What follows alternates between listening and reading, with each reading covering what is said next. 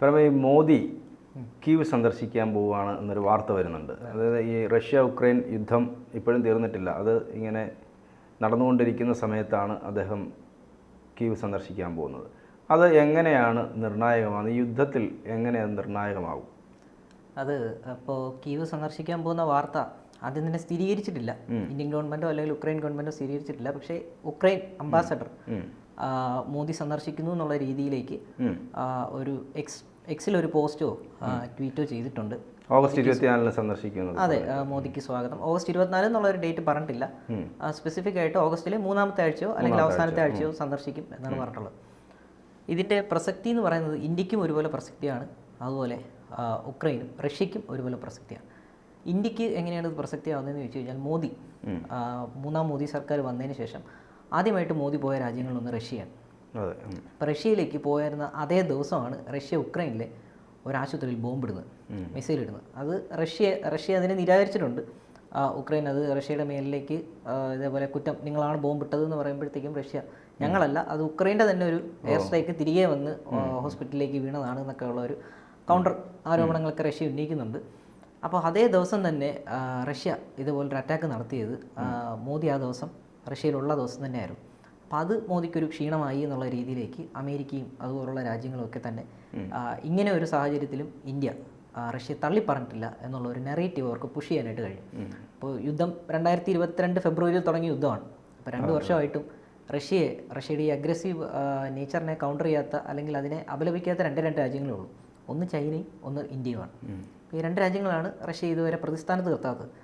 അപ്പോൾ അതുകൊണ്ട് തന്നെ ഇന്ത്യ ഉക്രൈൻ സന്ദർശിക്കുകയാണെന്നുണ്ടെങ്കിൽ, ഇത്തരം ഒരു സാഹചര്യത്തിൽ ഉക്രൈൻ സന്ദർശിക്കുകയാണെന്നുണ്ടെങ്കിൽ അത് അമേരിക്ക പോലുള്ള രാജ്യങ്ങളെ അല്ലെങ്കിൽ യൂറോപ്പ് പോലുള്ള രാജ്യങ്ങളിലെ കൂടുതൽ ഇന്ത്യക്കെതിരെയുള്ള ഈ ഒരു റഷ്യയുടെ കൂടെയാണ് യുദ്ധത്തിന് റഷ്യയുടെ കൂടെ പിന്തുണയ്ക്കുന്നു എന്നുള്ള ഒരു നെറേറ്റീവിനെ ഒരു പരിധിവരെ തടയാം എന്നുള്ളതല്ല, ഒന്ന് ലഘൂകരിക്കാൻ കഴിയും എന്നുള്ളതാണ് ഇന്ത്യ പ്രതീക്ഷിക്കുന്നത്.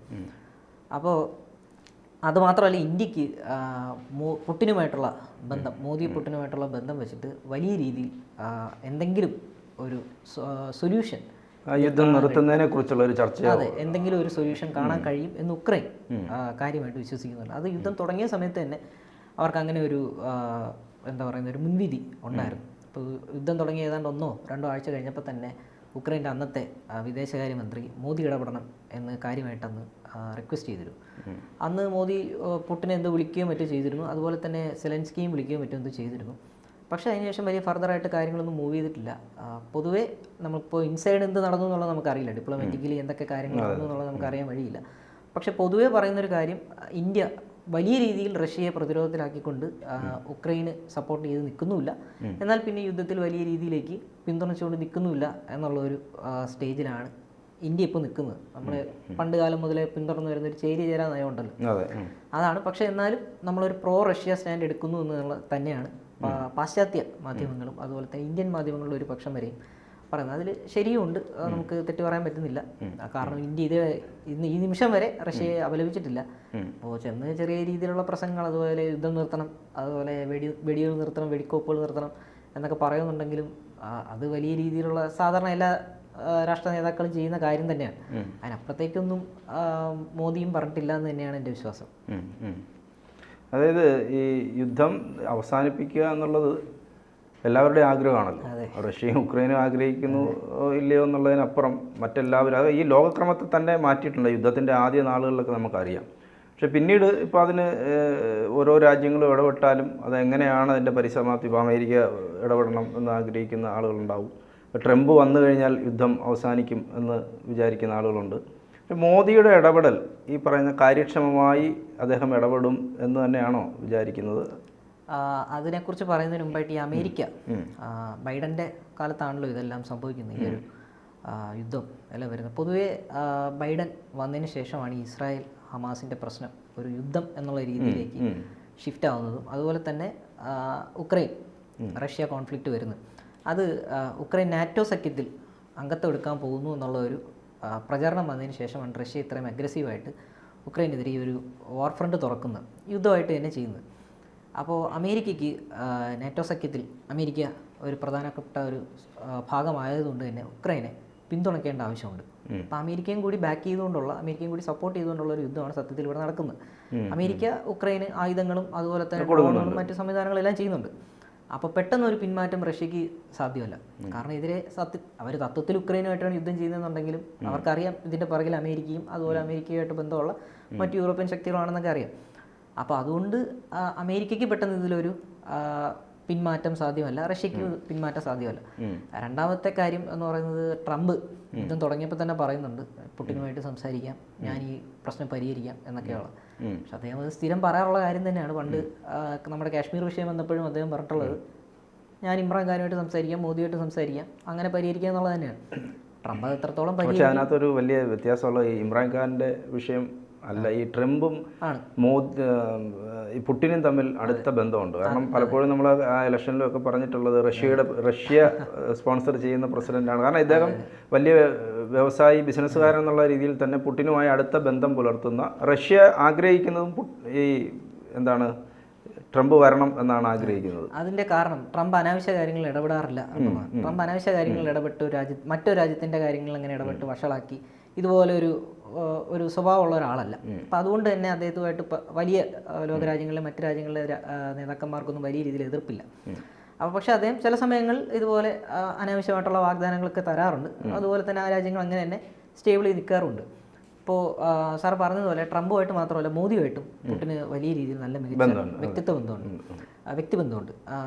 പുടിൻ തന്നെ ഒരു കഴിഞ്ഞ വർഷമോ ഈ വർഷത്തിൻ്റെ തുടക്കമോ പറഞ്ഞിട്ടുള്ളത്, മോദിയെ ദേശീയ താല്പര്യങ്ങളുടെ കാര്യങ്ങളിൽ നിന്ന് ആർക്കും പിന്തിരിപ്പിക്കാൻ പറ്റില്ല എന്നാണ്. നേഷൻ ഫസ്റ്റാണ് മോദിയുടെ പ്രധാനപ്പെട്ട അജണ്ട എന്ന് പുടിൻ തന്നെ പറഞ്ഞിട്ടുണ്ട്. അപ്പം അങ്ങനെയുള്ള ഒരാളെ പുടിൻ അത്രത്തോളം ഒരാളെ അഡ്മയർ ചെയ്യണമെന്നുണ്ടെങ്കിൽ അയാളുമായിട്ട് നല്ല രീതിയിലുള്ള വ്യക്തിബന്ധം ഉണ്ടായിരിക്കണം. അപ്പം അത് മുന്നിൽ കണ്ടുകൊണ്ടായിരിക്കാം നമ്മുടെ സെലൻസ്കിയും ഉക്രൈനും മോദിയും അല്ലെങ്കിൽ പുടിനും ഒരു സംഭാഷണം നടന്നു കഴിഞ്ഞാൽ, അല്ലെങ്കിൽ ഒരു ചർച്ച നടന്നു കഴിഞ്ഞാൽ വലിയ രീതിയിലൊരു ഹോപ്പ് ഉണ്ടാകും എന്ന് പ്രതീക്ഷിക്കുന്നു. പക്ഷേ ഇപ്പോൾ ഈ വർഷം നടന്നിട്ടുള്ള എനിക്ക് തോന്നുന്നു സ്വിസ് സമ്മിറ്റിലും റഷ്യയുടെ ഇതേപോലെ ഈ ആക്രമണ സ്വഭാവത്തിനെയൊക്കെ ചൂണ്ടിക്കാണിച്ചുകൊണ്ടൊരു പ്രമേയമൊക്കെ ഉണ്ടായിരുന്നു. ഇന്ത്യയും ചൈനയും അതിൽ പങ്കെടുത്തിട്ടുണ്ടെന്നുണ്ടെങ്കിലും രണ്ടുപേരും ആ പ്രമേയത്തിനെ അങ്ങനെ വലിയ രീതിയിൽ പിന്തുണയ്ക്കുകയോ മറ്റു കാര്യങ്ങളൊന്നും ചെയ്തില്ല. മറ്റൊരു കാര്യം എന്ന് പറയുന്നത്, ഈ ട്രംപ് ഈ അമേരിക്ക യുക്രൈൻ ആയുധം കൊടുക്കുന്നതിനെതിരാണ്. അപ്പോൾ സ്വാഭാവികമായിട്ടും ആയുധം കിട്ടാതെ വരുമ്പം വേറെ എങ്ങൊന്നും ആയുധം കിട്ടാനില്ലല്ലോ. അപ്പോൾ ആയുധം കിട്ടാതെ വരുമ്പോൾ യുദ്ധം സ്വാഭാവികമായി അതിൻ്റെ പരിസമാപ്തിയിൽ എത്തുമെന്ന് വിശ്വസിക്കുന്ന ഒട്ടേറെ ആളുകളുണ്ട്. ട്രംപ് ജയിക്കുകയാണെങ്കിൽ അദ്ദേഹം സ്വാഭാവികമായിട്ട് യുദ്ധം അങ്ങനെ തന്നെ അവസാനിക്കും, ആയുധം കൊടുക്കുന്നതിനെതിരാണ്. മറ്റൊന്ന്, കഴിഞ്ഞ മാസം G7 ഉച്ചകോടിയിൽ സെലൻസ്കിയുമായിട്ട് മോദി ചർച്ച നടത്തിയിരുന്നു. അപ്പോൾ അതൊക്കെ ഒരു പ്രതീക്ഷ നൽകുന്ന കാര്യങ്ങളല്ലേ? പ്രതീക്ഷ നൽകുന്ന കാര്യങ്ങളാണ്. ട്രംപ് വന്നു കഴിഞ്ഞാൽ നമുക്ക് വലിയ രീതിയിലുള്ളൊരു മുന്നേറ്റം പ്രതീക്ഷിക്കാം. സമാധാന ചർച്ചകൾക്ക് വേണ്ടിയിട്ടുള്ള ഒരു ശ്രമം നമുക്ക് പ്രതീക്ഷിക്കാം. മോദിയുടെ ഭാഗത്തുനിന്നും അതിൻ്റേതായിട്ടുള്ള ശ്രമങ്ങൾ ഉണ്ടായിട്ടുണ്ട് എന്നുള്ളത് തന്നെയാണ് ഞാൻ മനസ്സിലാക്കുന്നത്. ഇപ്പോൾ ഇനി നടക്കാൻ പോകുന്ന ഈ മാസം അല്ല ഓഗസ്റ്റ് മാസം അവസാനം നടക്കാൻ പോകുന്ന ചർച്ചയിൽ ഒരു ഹൈ ലെവൽ കമ്മിറ്റി ഇന്ത്യയും ഉക്രൈനും പ്ലാൻ ചെയ്യുന്നുണ്ട്. അപ്പോൾ അതിൻ്റെ ഭാഗമായിട്ട് ഇന്ത്യയിൽ നിന്ന് ഒരു ടോപ്പ് ഒഫീഷ്യലും അല്ലെങ്കിൽ 1-2 ഒഫീഷ്യലും പോവും എന്നാണ് അറിയാൻ പറ്റുന്നത്. മോസ്റ്റ് പ്രോബബ്ലി അത് വിദേശകാര്യമന്ത്രിയായിട്ടുള്ള ജയശങ്കർ ആയിരിക്കാം, അല്ലെങ്കിൽ അജിത് ഡോവൽ തന്നെ ആയിരിക്കാം. അപ്പോൾ ഇവർ രണ്ടുപേരിലും മോദിയും കൂടി ചേർന്നിട്ടുള്ള ഉക്രൈനുമായിട്ടുള്ള ഒരു high level standing committee meeting തന്നെ അവിടെ നടക്കും. അതിനുശേഷമുള്ള കാര്യങ്ങൾ പിന്നെ നമുക്ക് കണ്ടു തന്നെ അറിയേണ്ടി വരും. അതുപോലെ മറ്റൊരു കാര്യമാണ്, ഈ മോദി റഷ്യ സന്ദർശിച്ചത് ഈ ജൂലൈ 8-9 തീയതികളിലായിരുന്നു. പക്ഷേ അമേരിക്കയുടെ ഭാഗത്തുനിന്ന് അതിനെതിരെ വലിയ വിമർശനമാണ് ഉണ്ടായത്, റഷ്യ സന്ദർശിച്ചതിനെതിരെ. അപ്പോൾ ഇത് യുക്രൈൻ സന്ദർശിക്കാൻ പോകുമ്പോൾ അത്രയും വിമർശനം ഉണ്ടാകുമെന്ന് തോന്നുന്നില്ല അമേരിക്കയുടെ ഭാഗത്തു നിന്ന്. ഇല്ല, അതുണ്ടാവും തോന്നുന്നില്ല. പക്ഷെ പണ്ടത്തെ പോലെ ഇന്ത്യ ഇപ്പോൾ ഇത്തരം വിമർശനങ്ങളൊന്നും കാര്യമായിട്ട് എടുക്കാറില്ല.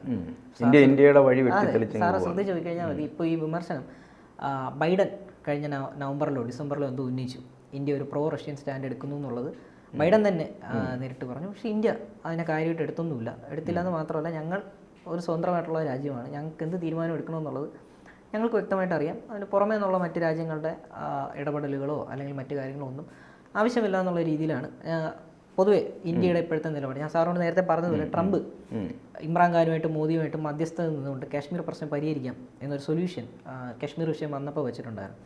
അപ്പോൾ അന്ന് തന്നെ ഇന്ത്യയുടെ സ്റ്റാൻഡ് എന്ന് പറയുന്നത് ഞങ്ങളും പാകിസ്ഥാനും തമ്മിലുള്ള പ്രശ്നമാണ്, അതിൽ മൂന്നാമതൊരു രാജ്യം ഇടപെടേണ്ട കാര്യമില്ല.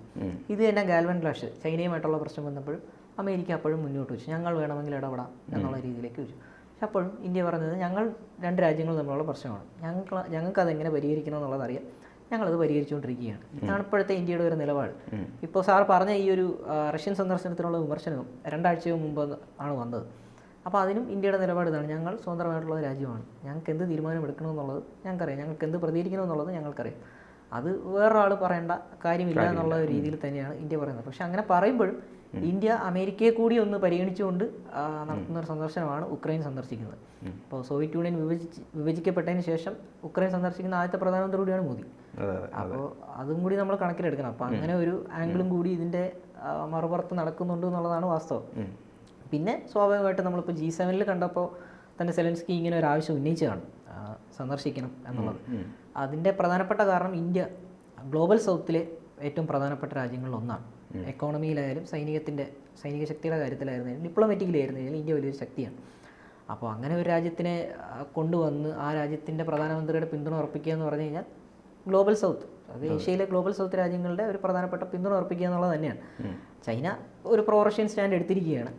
അപ്പോൾ അങ്ങനെ ഒരു സാധ്യതയിൽ അവർക്ക് നെക്സ്റ്റ് ഓപ്ഷൻ എന്നുള്ളത് ഇന്ത്യ തന്നെയാണ്. അങ്ങനെ ഒരു മുന്നേറ്റത്തിന് അവർ കാര്യമായിട്ട് ശ്രമിക്കുന്നുണ്ട്. അത് ഒരു പരിധിവരെ റഷ്യയിലേക്ക് മോദിയുടെ ഒരു യാത്രയും മറ്റുമൊക്കെ USA ഒരു പരിധിവരെ അതിനോട് മയപ്പെടും എന്നുള്ളത് തന്നെയാണ് ഞാൻ വിശ്വസിക്കുന്നത്. ഓക്കെ.